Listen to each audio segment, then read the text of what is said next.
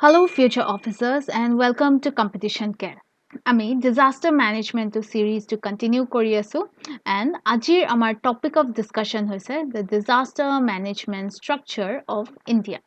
So Indiaৰ বাৰু structure টো কি হয় disaster managementৰ হেতুৱে আজি আমি discuss কৰিবলৈ গৈ আছো. But before that, আপোনালোকে যদি বোলে previous videos খিনি চোৱা নাই তেতিয়াহলে I would suggest যে এবাৰ বাৰু previous videos বিলাক চাই ল'ব তাৰ পিছত you can come and attend this class. কিয় কৈছো because আমাৰ previous classes যিমানখিনি কথা আমি discuss কৰিছিলো মই বাৰু গোটেইখিনিৰ কথা নকওঁ কিন্তু আমাৰ যিটো last class হৈ গ'ল সেই last classত আমি disaster management act 2005 ৰ কথা discuss কৰিছিলো আৰু এই disaster management act 2005 এবাৰ মই rough summary এটা দি দিছো যে last classত বাৰু আমি কি কৰিছিলো so last classত কোৱা হৈছিলে যে 2004ত এটা ডাঙৰ tsunami. Okay, there was a big tsunami যোনটো ইণ্ডিয়াত আহি পেলাই হিট কৰিছিলেহি এই tsunami-টো most popularly the Indian Ocean tsunami বুলি কোৱা হয় and the Indian Ocean tsunami কাৰণে ইণ্ডিয়াৰ যদি আমি coastal গোটেই প্লেইন চাওঁ তেতিয়াহলে ইণ্ডিয়াৰ ইষ্টাৰ্ণ coastal regions এই গোটেই এৰিয়াটোত আমাৰ কি হৈছে গৈ tsunami-এ heavily impact কৰিছিলে heavily destruction কৰিছিলে not only that western sectionৰ ফালেও অকমান যদি আমি কেৰালা সাইডে চাওঁ হেফালেও major destructions major impact আমি দেখা পাইছো from the 2004 tsunami তাৰ লগতে আমাৰ যোনটো southern most point হয় ইন্দিৰা point টো submerge হৈ গৈছিলে in the 2004 tsunami তো 2004 ৰ tsunami ৰ পিছত যেতিয়া আমি 2004 ত tsunami hit কৰিছিলে যেতিয়া ইণ্ডিয়াক hit কৰিছিলে তাৰ পিছত ইণ্ডিয়ান অথৰিটিজ অকমান চকু মেল খাইছিলে আৰু তাৰ পিছত আমি ৰিয়েলাইজ কৰিছিলো যে yes যদি এনেকুৱা এটা হেভি ইম্পেক্টফুল যদি ডিজাস্টাৰ যদি ফিউচাৰলৈও হয় তেতিয়া হলে আমি সেই ডিজাস্টাৰটোৰ পৰা নিজকে প্ৰটেক্ট কৰিবৰ বাবে নিজকে সেফ ৰাখিবৰ বাবে আমাক কিছুমান এক্টস লজ কিছুমান ৰুলস এণ্ড ৰেগুলেশনস লাগিব আমাক এটা প্ৰচিডিউৰ লাগিব যোনটো প্ৰচিডিউৰে আমাক কৈ আছে যে ডিজাস্টাৰৰ পৰা বাৰু নিজকে কেনেকৈ সেফ ৰাখিব পাৰি So after 2004 tsunami, 2005 আমি উলিয়ালো the Disaster Management Act 2005. Only after the impactful hit of a tsunami, তাৰ পিছতহে আমি এই Disaster Management Act 2005 আমি এটো উলিয়াইছিলো. Under the Disaster Management Act, বহুতো bodies বনোৱা হৈছিলে. So several bodies, so আমি ক'ব পাৰো several agencies বা several authorities বনোৱা হৈছিলে under the Disaster Management Act 2005. এতিয়া Disaster Management Act আমি previous videosত আপোনালোকে যদি চাইছে তেতিয়াহলে মনত আছে চাগে যে Sendai framework ওপৰত এদিন আমি discussion কৰিছিলো So Sendai framework signing আগতে ইণ্ডিয়াই যেতিয়া Sendai framework sign কৰিছিলে তাৰ আগতেই আমাৰ ওচৰত Disaster Management Act 2005 ready হৈ গৈছিলে So after signing a act খনত কিবা changes বা কিবা addition আহিছে নেকি Well yes 2005 ৰ যোনখন act আছে এই act খনে আমাৰ mainly কৈ আছে যে ইণ্ডিয়া disaster management কেনেকৈ কৰিব পাৰি disaster management ৰ কাৰণে bodies কি আছে আমাৰ government agencies বা government authorities কি আছে and that's it এই act খনে আমাক properly explain নকৰিলে যে এই যে bodies agencies বা authorities government authorities বিলাক যে বনোৱা হৈছে এই government agencies বিলাকৰ বাৰু কামটো কি হয় তেওঁলোকে বাৰু কেনেকৈ disaster এটা manage কৰিব তাৰ এটা full proof plan তেওঁলোকে দিয়া নাছিলে তেওঁলোকে মানে disaster management act আমাক দিয়া নাছিলে So after signing the Sendai framework আমাৰ ওচৰত আহি পৰিলে the disaster management plan আৰু এই plan খন উলিওৱা হৈছে in 2016 after signing the Sendai framework 2016 disaster management plan আমি উলিয়ালো আৰু কোনে launch কৰিছিলে directly Indiaৰ PM disaster management plan launch কৰিছিলে disaster management planৰ যদি আমি main aim টোৰ কথা কওঁ then the main aim is to provide a framework year main যোনটো aim হয় the aim is to provide a framework এইখিনিতে লিখি দিছো its main aim is to provide a framework কিহৰ কাৰণে framework বাৰু it will be providing a framework তাৰ লগতে framework and direction to the government agencies of এটা framework দি আছে and direction দি আছে to the government agencies. আৰু কিহৰ কাৰণে দি আছে বাৰু এই direction বা rules and regulations বিলাক কিহৰ কাৰণে দি আছে so that they can properly prevent, mitigate and manage disasters. So আমি লিখিব পাৰো to prevent, then mitigate, to prevent, mitigate and manage disaster. And manage disaster. So it is the main aim of Disaster Management Plan 2016. যিহেতু Sendai framework sign কৰা পিছত এই plan টো বনোৱা হৈছে সেই কাৰণে this management plan it is devised as per the Sendai framework. Sendai framework লগত hand to hand গৈ আছে. It is following all the priorities, all the objectives, all the aims of Sendai framework. তাৰ পিছত এতিয়া আমি back আহো to the Disaster Management Act. Disaster Management Act কৈ আছে যে several bodies, agencies আৰু authorities বনোৱা হৈছে for proper management of disaster. এই গোটেইখিনি bodies, agencies আৰু authorities মিলি পেলাই Indiaৰ disaster management structure এটা বনাই আছে. So এতিয়া অকমান বাৰু মই স্ক্ৰিনখন সাফা কৰি লওঁ. Let me clean the screen. আৰু তাৰ পিছত এতিয়া আমি ডিসকাস কৰিব পাৰো about the disaster management structure of India. যদি মই roughly কওঁ তেতিয়া হলে Indiaৰ disaster management structure টো it is a 3-tier structure. It is a 3-tier structure. 3-tier structure মানে আমাৰ ওচৰত central bodies ও আছে, আমাৰ ওচৰত state bodies আছে, তাৰ লগতে we have district bodies as well. So central levelot যোনখিনি bodies আছে they will be handling disasters in the central level. Central levelot তেওঁলোকে disaster management কৰিব. Central government বা central bodies are underত state government বা আমাৰ state bodies থাকিব আৰু state bodies are underত আমাৰ district bodies থাকিব. So it is a 3-tier structure. আৰু এই গোটেই structure টো disaster management এই গোটেই structure টো কোনটো ministry underত পৰি আছে বাৰু? So ministry কথা ক'বলৈ গলে it falls under the Ministry of Home Affairs. It falls under the Ministry of Home Affairs. আৰু এই গোটেই দায়িত্বখিনি কোনে লৈছে বাৰু? It is taken by the head বা আমি ক'ব পাৰো chairman who is the Home Minister. So Home Minister central levelot এই গোটেইখিনি কাম চাই যে কেনেকৈ বাৰু disaster manage হৈ আছে, কেনেকৈ manage কৰিব লাগে সেই গোটেইখিনি কাম Home Minister চাই and then the ministry is the Ministry of Home Affairs. So maximum disasters Ministry of Home Affairs চাই but তাৰ বাহিৰেও কিছুমান disasters আছে যোনে Ministry of Home Affairs নাচাই but বেলেগ departments underত ভগাই দিয়া হৈছে. For example, droughতৰ কাৰণে Ministry of Agriculture is responsible. যদি আমি অকমান cyclonic বা atmospheric disasters কথা কওঁ তেতিয়া হলে আমাৰ meteorological department আছে. So তেনেকৈ different departments underত ভগাই দিয়া হৈছে. But আমাৰ main ministry খন হৈছে Ministry of Home Affairs and who is the chairman or who is the head সেইজন হৈছে the Home Minister. এতিয়া আমাৰ এই যে center, state আৰু district levelৰ এই যে 3-tier structure টো কথা যে ক'লো এই 3-tier structure টো ফালে অকমান আহো. So disaster management structure of Indiaৰ discussion properly আমি এতিয়া start কৰিবলৈ গৈ আছো. So national level বা আমাৰ center levelot যোনটো authority বনোৱা হৈছে under the Disaster Management Act 2005 সেই authority বা সেই organization বা সেই agency টোৰ নাম হৈছে National Disaster Management Authority যাক in short NDMA বুলি কোৱা হয়. So NDMA কি হয় বাৰু? NDMA is a central level body. So it is a central level body. NDMA এটা statutory body হয়. It is also a statutory body. Statutory body meaning এইটোৱে হৈছে যে it is made from a law বা আমি ক'ব পাৰো যে it is made from an act. So যিহেতু Disaster Management Actৰ underত NDMA বনোৱা হৈছে the central level body সেইকাৰণে we call it as a statutory body as well. So NDMA National Disaster Management Authority কেতিয়া set up কৰা হৈছিলে 2005 2005ত আমাৰ DMA Act আহিছিলে so Disaster Management Act আহিছিলে আৰু সেই DMA ৰ পিছতেই 2005ত আমাৰ NDMA set up কৰা হৈছিলে NDMA ৰ main head জন কোন হয় বাৰু so আমি যদি headৰ কথা কওঁ বা chairmanৰ কথা কওঁ তেতিয়া হলে Indiaৰ PM জনে directly NDMA ৰ গোটেই decisions খিনি চাই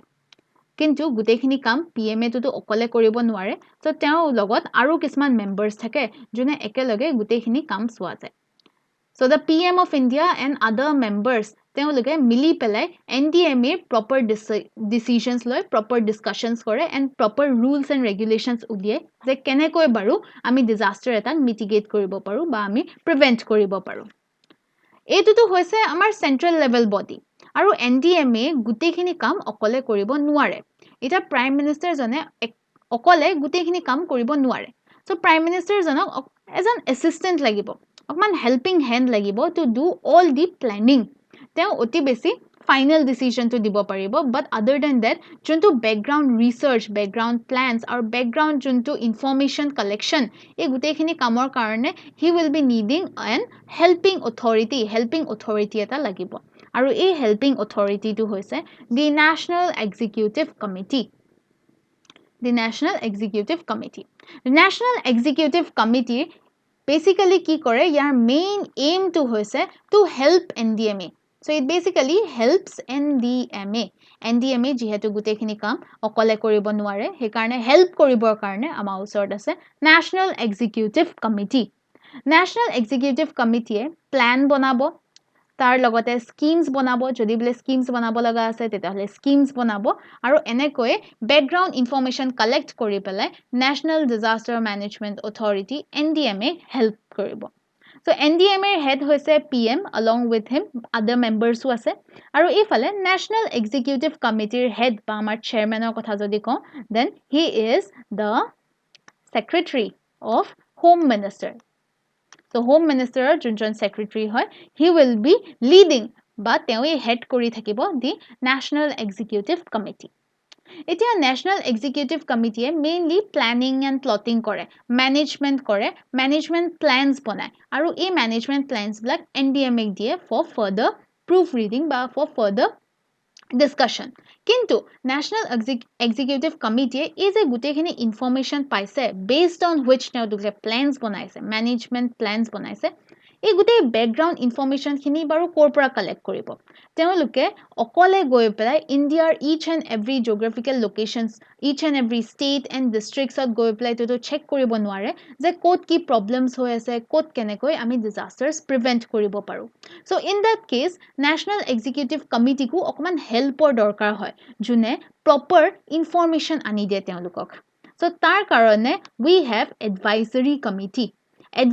committee proper background information collect কৰি পেলাই National Executive Committee হাতত দি দিয়ে আৰু তেওঁলোকে সেই information খিনি study কৰি পেলাই proper managing plans বনায়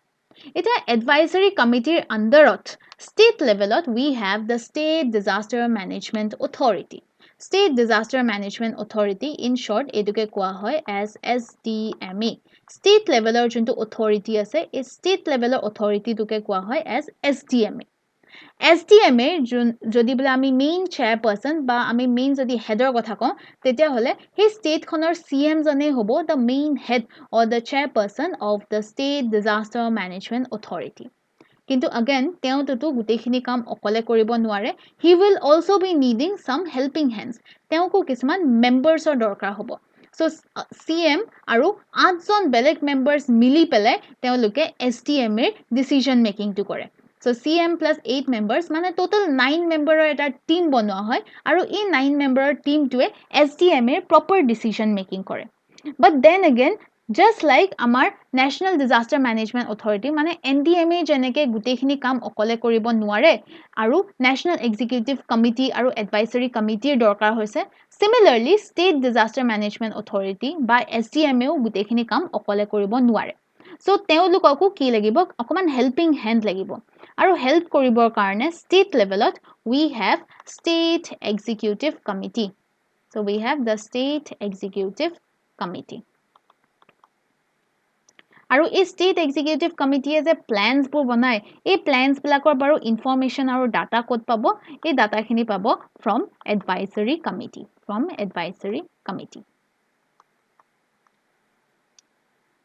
Advice কৰিবৰ বাবে district levelত we have the District Disaster Management Authority in short এটোকে কওঁ আমি DDMA District Disaster Management Authority so DDMA যোনজন main head হয় বা যোনজন main chairperson হয় he is the district magistrate So district magistrate jone DDM er gutekhini kaam sai aru gutekhini management er kotha discuss kore. Eta DDM er gutekhini kaam to okole disaster district magistrate to sabo nware. In that case, along with him aru members ase around 7-8 members ase aru ei 7-8 members along with the district magistrate teoloke ekeloge bohe aru entire decision making to kore in the district level. Just like SDMA or just like NDMA, DDMA o nijor kaam khini okole koribo nware teolukoko okoman help lagibo. So just like center or usor national executive committee ase, just like state or usor state executive committee ase, similarly district disaster management authorities or usor to local authorities ase. So we have local authorities. Aru tar logote advisory committee ase. So tar logote we have the advisory committees.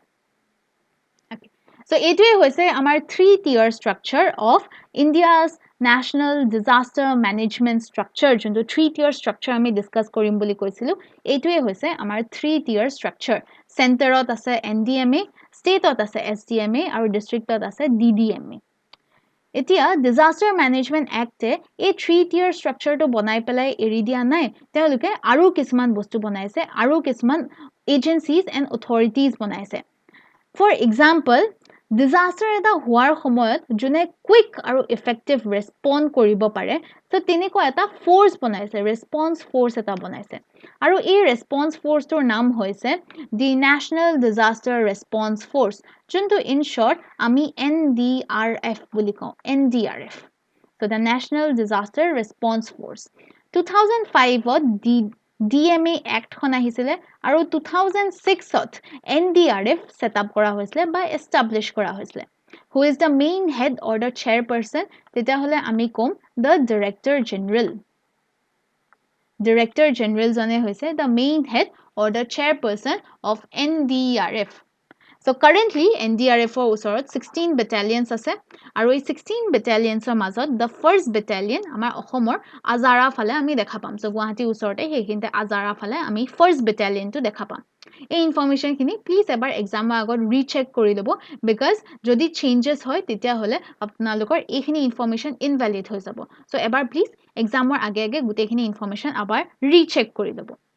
so a quick aru effective response dibor karone under NDRF bohuto groups humai ase june disaster er homoy helping hand eta die ba disaster er homoy june effectively respond kore for example we have the